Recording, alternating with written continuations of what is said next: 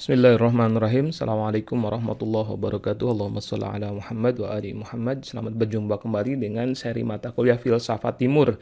Dan pada kesempatan kali ini, di sesi yang ke-9, kita akan membahas Taoisme.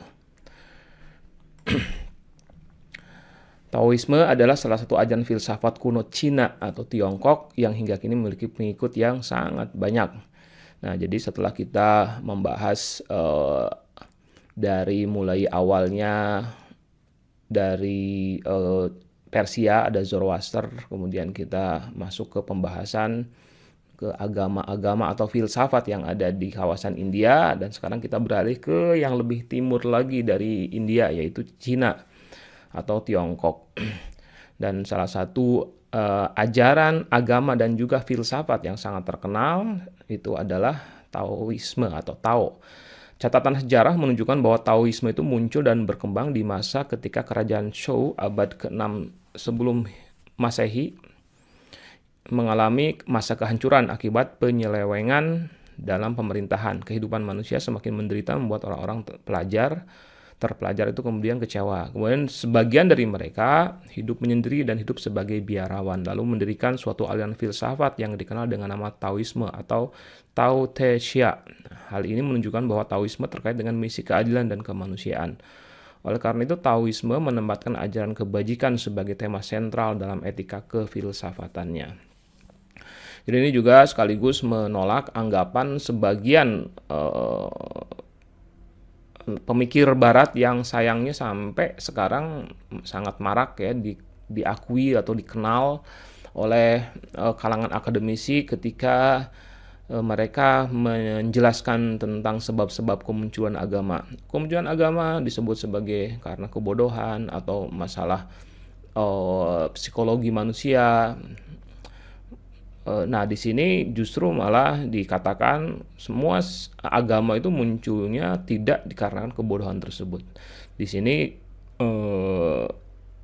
Taoisme sebagai sebuah agama dan juga sebagai sebuah filsafat muncul justru dalam rangka sebagai reaksi atas kekecewaan atas ketidakadilan yang muncul. Jadi mereka sendiri memiliki misi untuk menempatkan kebajikan sebagai tema sentral dalam etika kefilsafatannya. Peletak dasar ajaran Taoisme adalah Yang Su, kemudian dipopulerkan dan kemudian dikenal sebagai tokoh paling utama dari Taoisme itu adalah Lao Tzu.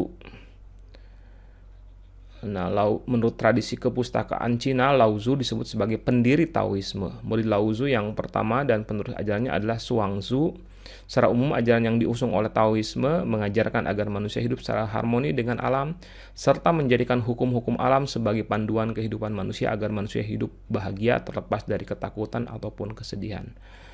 Jadi ini ketakutan, kesedihan itu adalah hal-hal yang sering muncul dalam Taoisme. Nah, di sini misalnya di antara quote yang disampaikan oleh Lao Tzu dikatakan bahwa if you are the present, you are living in the past. Jika kamu merasa depresi, merasa kecewa, hidup ini menderita, maka sebenarnya kamu sedang hidup di masa lalu. If you are anxious, jika engkau merasa khawatir, you are living in the future, maka kamu sedang hidup di masa depan. If you are at peace, jika engkau saat berada dalam merasa damai, you are living in the present, maka engkau sedang hidup di masa sekarang. Nah, sebenarnya dalam Islam juga sama kan ya. Ada dalam Al-Quran itu banyak sekali dua istilah ini disampaikan, ada disebutkan wala khaufun alaihim wala hum yahzanun, tidak ada kekhawatiran. Nah, itu terkait dengan masa depan, kekhawatiran itu wala hum yahzanun, dan juga tidak merasa bersedih. Istilah Taoisme bisa dikenali dari dua konsep yang menghasilkan ajaran yang bisa jadi berbeda. Taoisme sebagai filsafat mengajarkan manusia agar menyesuaikan diri dengan alam. Misalnya dalam filsafat Tao, hidup yang dilanjutkan dengan kematian itu adalah alamiah semata. Sehingga orang sebaiknya menjalankan proses itu dengan tenang, tanpa ada kekhawatiran sama sekali, karena segala sesuatunya berjalan sesuai dengan kodratnya, dan tidak ada masalah sama sekali dengan yang namanya kematian. Akan tetapi sebaliknya, Taoisme sebagai agama malah mengajarkan bagaimana caranya menjauhkan diri atau kalau bisa menghindari kematian. Akibatnya agama Tao mengembangkan sains untuk menguasai dan menaklukkan alam.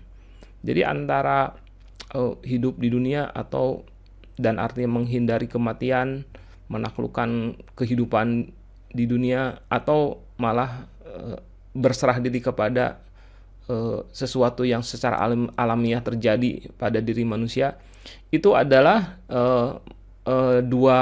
antara kehidupan dan kematian itu adalah dua hal yang dipandang dengan cara yang berbeda oleh Taoisme.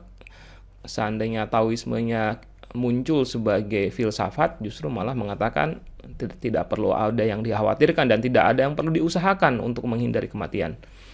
Sementara kalau justru malah Taoisme sebagai agama malah mengajarkan manusia untuk bekerja keras, mengajarkan manusia untuk mengejar sains, untuk menaklukkan kehidupan ini. Tao sendiri secara harafiah berarti jalan atau cara bertindak.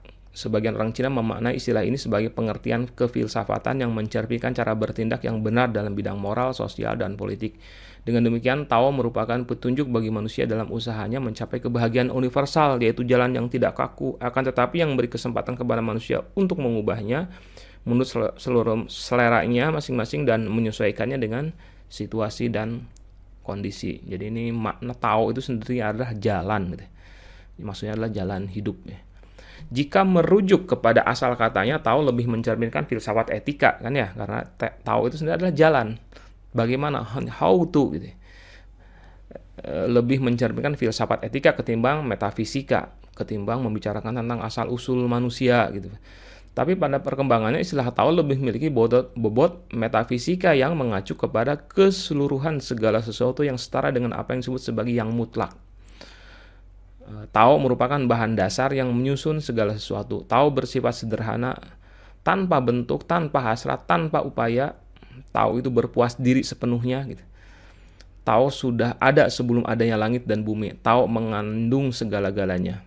Jadi Tao sebagai jalan ini sebenarnya sudah ada, gitu. Walaupun dimaknai makna asal katanya adalah Tao itu artinya jalan, gitu. Tapi jalan itulah yang ada, gitu, dan berbicara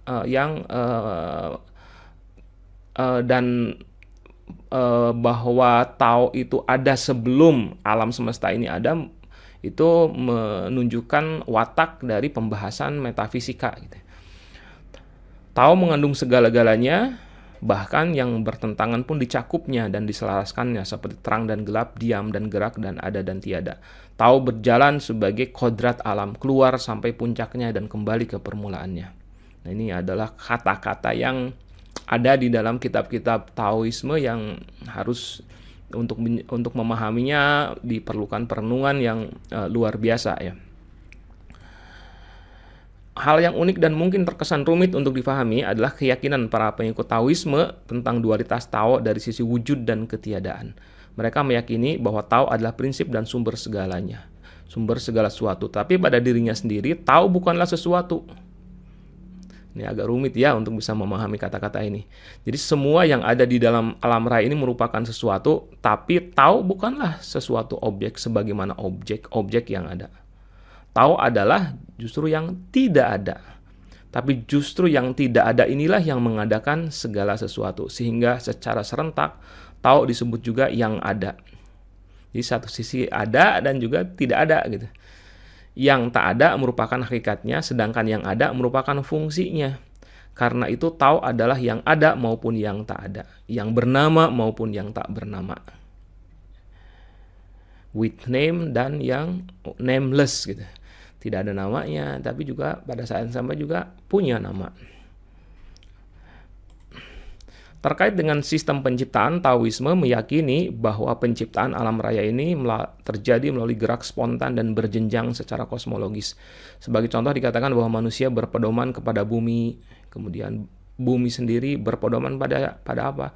Berpedoman kepada langit, dan hal ini langit ini surga, dan langit itu berpedoman kepada Tao, dan Tao berpedoman kepada spontanitas.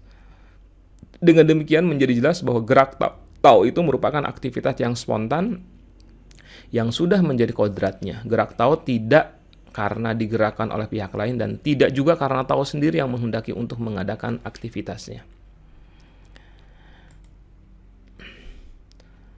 Nah, terkait dengan posisi manusia di alam semesta, ya kalau dia artinya ini kalau kita potret dari Islam lah, kalau Islam mengatakan bahwa manusia memiliki peran yang sangat sentral. Barat pun sama ya, dengan humanismenya mengatakan bahwa manusia itu memiliki peran yang sangat sentral. Di dalam Islam dikenal konsep khalifatullah fil ard, bahwa manusia itu adalah wakil Tuhan di muka bumi ini. Tapi ketika kalau Tao seperti apa? Nah, dalam Taoisme manusia itu tidak ditempatkan sebagai pengada eksklusif, tidak dianggap sebagai bagian dari rencana Tao untuk Tuhan gitu kan, untuk mengurus alam semesta, untuk memiliki keterlibatan di alam semesta. Tidak ditempatkan sebagai pengada eksklusif yang dipandang begitu unggul dibandingkan dengan pengada-pengada yang lainnya. Pengada itu pengertiannya adalah ya mengkreasikan sesuatu, ya manusia kan mengkreasikan sesuatu. Tapi apa yang dikreasikan manusia dalam Taoisme itu sama bobotnya dengan apa yang dikreasikan oleh matahari misalnya, sama yang dikreasikan oleh binatang, bahkan sama gitu. Mereka menghasilkan sesuatu dan hanya menjadi bagian dari alam semesta yang bergerak secara spontan itu. Dengan perkata lain, manusia bukan ditempatkan sebagai pusat dan ukuran segala-galanya. Pusat realitas ialah keseluruhan alam semesta sebagai manifestasi dari Tao sendiri. Akibatnya manusia ditempatkan sejajar dengan benda-benda lain sebagai bagian dari alam. Tidak ada perbedaan asasi antara manusia dan alam. Demikian juga tidak ada pemisahan antara jiwa dan raga. Bumi dan langit beserta isinya, nah ini istilah hukum alam ini sangat sering kita dengar ya. Dan hukum alam ini, istilah ini berasal dari Taoisme yang ternyata memang sangat dikenal di Indonesia pun begitu digemari dan kemudian muncul dalam berbagai diskursus. Dalam pandangan Tao, bumi dan langit beserta isinya masing-masing sebagai kesatuan unsur jagat raya, memiliki sifat dan cara kerjanya yang disebut dengan hukum alam. Hukum alam memiliki ketentuan dan keteraturan kodrati sebagai hasil ciptaan Tao. Tao adalah induk dari segala benda dan makhluk. Karena itu segala hal akan kembali kepada Tao dan segala sesuatu menyesuaikan diri dengan jalan hidup Tao. Adapun manusia hanya bisa mengikuti kodrat atau pembawaan alamiahnya sendiri. Jalan setiap individu dari manusia adalah kodratnya, kebiasaannya, hukum perkembangannya. Karenanya manusia harusnya tidak bertindak secara berlebihan. Norma kewajaran tersirat dalam pola hidup sederhana, sikap rendah hati, dan tanpa pamrih. Jadi kita ini tidak hanya menjalani saja kehidupan yang memang sudah ditetapkan oleh Tao. Seandainya kita mencoba untuk menjalani, dan itu kehidupan tersebut yang disebut dengan hukum alam. Hukum alam sudah ada, sudah dibentangkan, dan kita hanya tinggal menjalaninya. Kalau kita berusaha untuk menghindarinya, dan artinya tidak bersikap harmonis dengan hukum alam tersebut, maka kita akan dihadapkan pada berbagai macam bencana kehidupan. Salah satu ajaran terpenting dari filsafat Taoisme adalah konsep yin dan yang. Konsep ini mengajarkan bahwa setiap hal selalu memiliki ketergantungan satu sama lainnya. Meskipun berbeda, mereka akan selalu berada dalam satu kesatuan. Pada intinya tidak ada yang baik maupun buruk, semua hanyalah masalah persepsi manusia yang didasari oleh keberadaan ruang dan waktu. Nah, ini adalah penjelasan Tao terkait dengan keburukan yang ada yang disaksikan gitu, yang dipersepsi sebagai satu keberadaan. Manusia mempersepsi adanya keburukan di alam semesta ini, padahal katanya alam ini harmoni, alam ini dibuat dengan cara yang sedemikian rupa mengikuti jalan Tao gitu, yang indah, yang harmonis, yang tenang, yang nyaman, yang bahagia harusnya. Nah, ketika ada masalah keburukan yang dipersepsi, yang didapati, maka muncullah konsep yin dan yang. Itu semua hanyalah persepsi manusia saja gitu. Jadi ini digambarkannya oleh bulatan yang di satu sisi ada bulatan berwarna hitam dengan titik putih di tengah, di salah satu bagiannya, di sisi yang lainnya ada bagian putih yang ada bulatan hitam di tengahnya.